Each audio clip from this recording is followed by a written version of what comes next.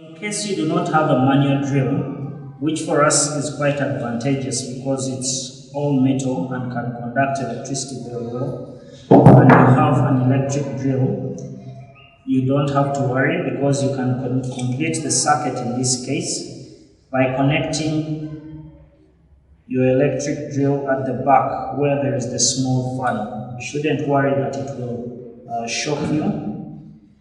So after you've done the connection there, then it's possible for you to actually complete the circuit with that.